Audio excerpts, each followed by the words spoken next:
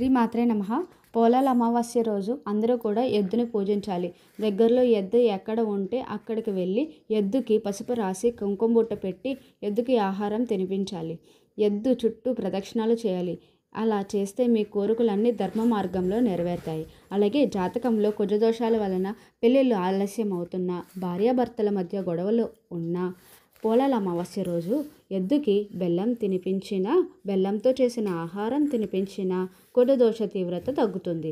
అదే పోలాల అమావాస్య రోజున ఆవుతో పాటు ఎద్దుని పూజిస్తే ఇంకా అద్భుత ఫలితాలు లభిస్తాయి. ఎద్దుకి ఎలా పూజించామో అదే విధంగా ఆవుకి పసుపు రాసి కుంకుమ బొట్టు పెట్టి ప్రదక్షిణాలు చేసి బెల్లం కానీ బెల్లంతో చేసిన పదార్థాలు కానీ ఆహారంగా పెట్టాలి.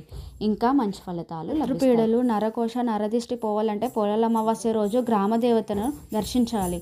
నిమ్మకాయల దండ గ్రామదేవకి సమర్పించాలి. అలాగే నిమ్మకాయ దీపాలు వెలిగించాలి. పెరుగన్నం, పులిహోర నైవేద్యంగా పెట్టాలి. ప్రసాదంగా స్వీకరించాలి. అందరికీ పంచిపెట్టి ప్రసాదంగా స్వీకరించాలి. ఇలా చేసినట్లయితే ఎదుటి వారి ఏడుపు ఉండదు, శత్రుబాధలు ఉండవు, ఆరోగ్య సమస్యలు ఉండవు. ఈసారి పోలాల అమావాస్య శనివారంతో కలిసి వస్తే దాన్ని శని అమావాస్య అంటారు. చాలా శక్తివంతమైన రోజు, శనేశ్వరుడికి మహా ప్రీతికరమైన రోజు.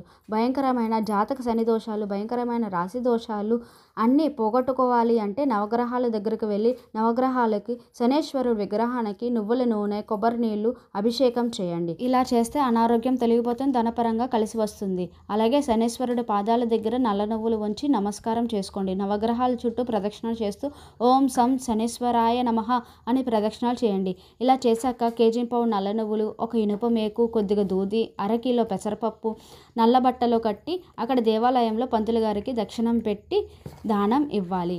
ఎవరూ కూడా దానం తీసుకోలేదు అనుకోండి, నువ్వులతో చేసిన పదార్థాలు ప్రసాదంగా అక్కడ గుడిలో పంచిపెట్టండి.